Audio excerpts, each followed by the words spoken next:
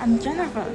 Today's topic might be new to some of you, but chances are, so maybe you have already seen it in everyday life. We're talking about microaggressions. These aren't aggressive or mean actions. They're often small things that seem caring but can still feel hurtful. This happens especially often when people interact with persons with disabilities. Like seeing a blind person trying to cross the street and someone grabs them to help without even asking it. May come from a good place, but it takes away their choice. Right, it looks like help, but it actually sends a message. I don't believe you can handle this yourself. A lot of people would say, I don't discriminate. But the tricky thing about microaggressions is that they're hard to notice. Even the person saying them might not realize it. I once went to a restaurant with a friend who used a wheelchair. The waiter ignored him completely and asked me things like, what does he want to drink? Or can he eat this?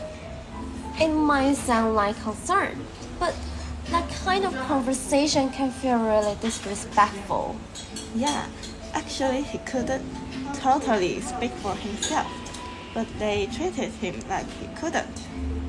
Well, that kind of care is actually a form of dismissal. Microaggressions don't just happen in extreme situations. They show up in everyday conversations too. For example, people might say to someone with a disability, "Well, I didn't think you could do that." It sounds like praise, but what it really says is, I didn't expect you to be capable. Or how the media reports, a person with disabilities finished a marathon so inspiring. But if it were anyone else, it'd just be a normal accomplishment. Real respect isn't about exaggerating what they do. It's about treating them like anyone else. And this kind of tone isn't limited to disability. It shows up in gender, age, and other issues too. Saying something like, "We're too young to understand," may sound casual, but it's still dismissive. Do you know anyone who actually been hurt due to this unintentional neglect? Yes, a visually impaired friend of mine once called a taxi. When it arrived, the driver didn't ask him. He asked a random bystander, "Is he the one who called?" I could hear and respond just fine, but he was treated like he wasn't even there. And he later told me, "I can speak. Why didn't they just ask me?" He felt really hurt in that moment.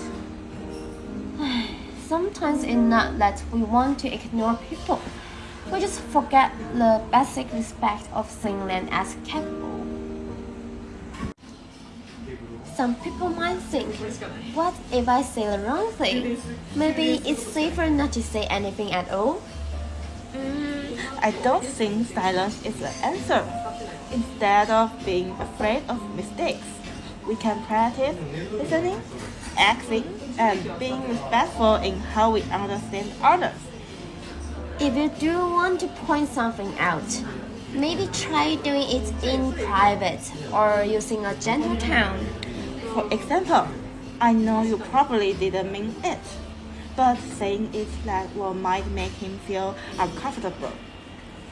And one more thing, before we respond, we should try to understand the full context so we don't misjudge the situation.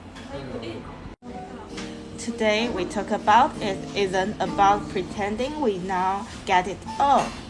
It's about practicing how to truly see what happens around us. Helping doesn't always mean respecting.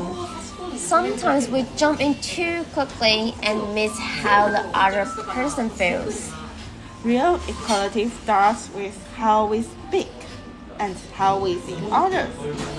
Let's all try to become more mindful, more respectful observers.